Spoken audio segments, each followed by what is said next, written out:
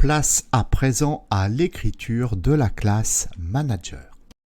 Allez, à présent, donc que la classe d'entité est écrite, nous allons écrire la classe manager. Donc on va déjà ouvrir le PHP, chose que j'ai oublié tout à l'heure de faire dès le départ. Bon, comme on a fait pour notre classe d'entité, tiens d'ailleurs je vais fermer celui-là, comme on a fait pour notre classe d'entité, on va déclarer un namespace. Voilà, donc là ici, ben, on va reprendre le même chemin, donc on va dire qu'on passe du namespace model pour aller au sous-namespace admin. Donc on part du namespace model pour aller au sous-namespace admin. Voilà qui est fait.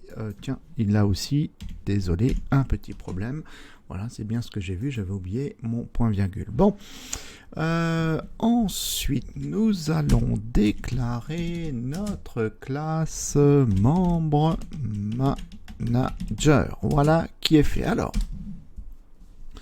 notre classe membre manager va contenir une méthode qui va venir lire les informations qui se trouvent dans la table admin. Donc du coup, ça veut dire qu'elle va faire une requête SQL. Or, pour faire une requête SQL, nous allons avoir besoin de faire appel à notre instance PDO. Je rappelle qu'on avait tout configuré dans notre fichier _config.php. Ils sont la constante de la connexion à la base de données et on avait créé ici différentes constantes. Bon, alors du coup, ce qui nous intéresse, c'est de récupérer une méthode qui va venir prendre en fait toutes ces constantes pour en récupérer leur valeur. Et ça, on l'avait déjà fait.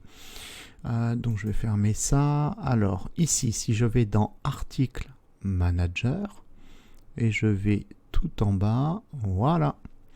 Ici, on se souvient, on avait créé une méthode qu'on avait appelée getConnection, donc une méthode de visibilité privée, voilà, qui était accessible exclusivement à l'intérieur de la classe. Et puis ensuite, qu'est-ce qu'elle fait? Elle fait un new PDO, voilà, donc elle va sur une base de données de type MySQL, hôte, donc elle va chercher l'hôte, donc c'est la constante host qu'on a déclarée dans notre fichier de config, dbname, la constante dbname qu'on a déclarée dans notre fichier de config, la constante de le login de connexion et la constante pass. Bon, donc là du coup ce que je propose, pouf, on va copier tout ça, on va récupérer l'intégralité de cette méthode getConnection, je vais fermer ça. On revient dans notre fichier membre manager, voilà, on va se mettre en bas et ici on va faire un CTRL-V, voilà. Donc là nous avons notre méthode de connexion, donc pas besoin de la refaire, un simple copier-coller suffira. Par contre, il ne faut pas oublier ce qu'on avait vu ensemble dans la formation précédente, PDO est d'office intégré à PHP. Et pour accéder à PDO, ben on y accède en racine de PHP. Or, ici, on est dans un namespace, puis un sous-namespace. Donc là, PDO ne fonctionnerait pas. Ça voudrait dire que PDO serait installé dans le sous-namespace admin. Or, pas du tout. PDO est installé en racine. Donc du coup, ici on utilise le mot-clé use et on lui dit utilise PDO. De cette façon, PDO a bien été ici, quand on instancie un nouvel objet PDO, on va bien le chercher en racine de PHP. Voilà.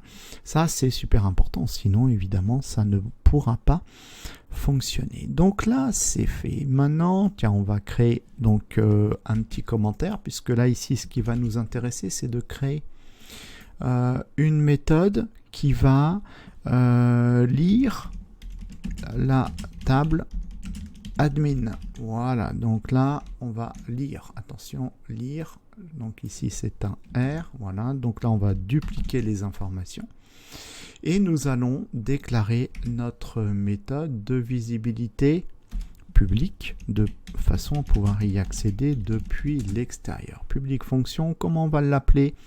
On pourrait l'appeler read, R-E-A-D, read. Bah alors, qu'est-ce qui se passe? Ah, ok, je suis en... Alors, je crois que c'est ça. Voilà, j'étais passé en AZERTY, donc j'ai fait Alt Z. Normalement, non, c'est pas bon. C'est pas... Alors, je mets une petite pause, je sais plus comment on fait ça.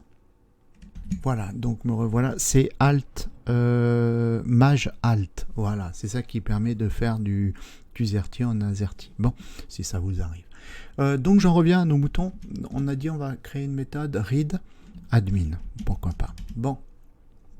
De visibilité publique de façon à pouvoir y accéder depuis l'extérieur. Voici les bases de notre méthode. Donc notre méthode, on est d'accord. Donc là du coup on va se retrouver avec une requête SQL qui va venir lire le contenu de la table admin, et ce qui va nous intéresser, c'est de récupérer ce qui aura été rentré dans le formulaire par l'utilisateur, le login et le pass.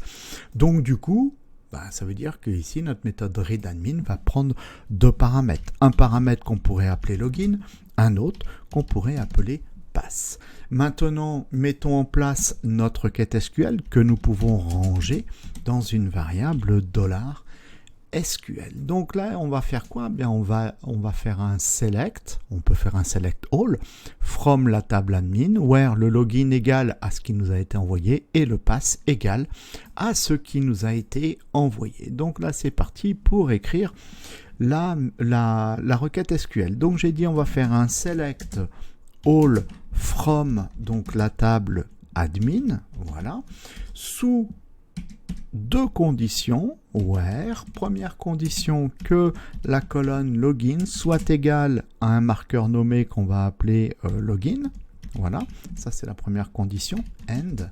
Deuxième condition, que la colonne pass soit égale à un marqueur nommé que l'on va appeler pass. Voilà qui est fait. Bon, ensuite, nous utilisons PDO.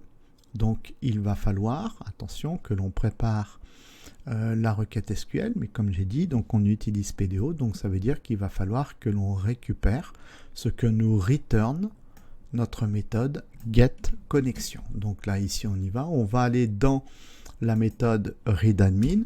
On va déclarer une variable $CNX. Et qu'est-ce que vaudra cette variable $CNX?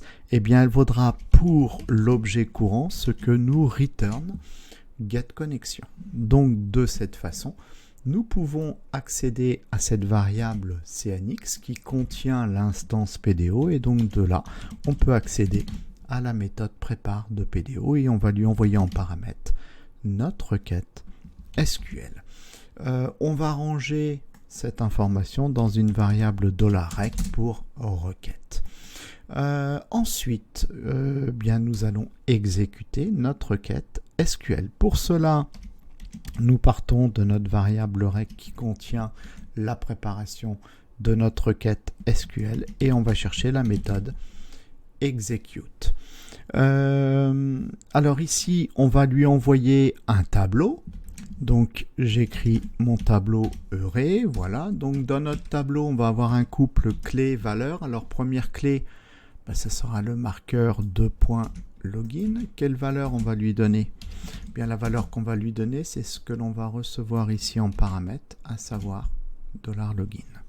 Ensuite, deuxième couple clé-valeur, ce sera ici ce qui aura été donné. Donc dans notre marqueur pass, et ici on va lui donner en valeur ce que l'on reçoit ici en paramètre, $pass. Alors ça, si, attention, j'ai oublié ici mon point virgule.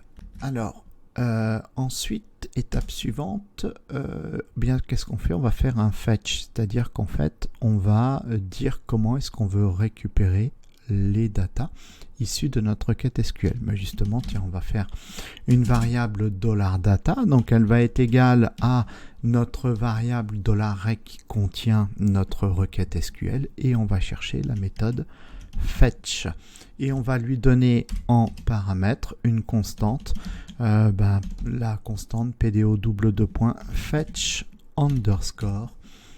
Alors non, ça j'en étais sûr que j'allais me tromper. Voilà, fetch underscore assoc. Donc qui nous dit on va récupérer les résultats sous la forme d'un tableau associatif. Alors c'est pas terminé, puisque là maintenant, bien nous allons instancier la classe d'entité. Donc on va faire, alors je vais passer à la ligne, on va faire un new membre. Donc la classe d'entité qu'on a écrit juste précédemment, et on va ranger ça, cette instance, dans une variable d'objet qu'on pourrait appeler $membre. Et de cette façon, eh bien, nous allons pouvoir invoquer l'ensemble des setters qui nous intéressent, donc à savoir setLogin et setPass, pour pouvoir affecter des valeurs aux propriétés respectives login et pass. Donc on revient ici, on part de notre variable d'entité $membre et on va chercher le premier setter qui est setLogin.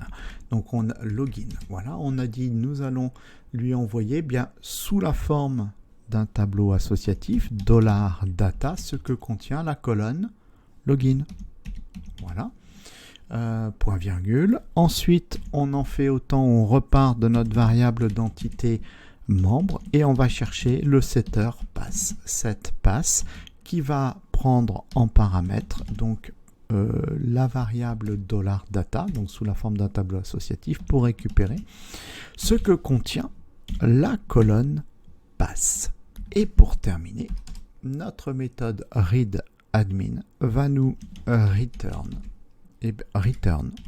ce que contient notre variable $membre. Et voilà, ça y est, c'est fait.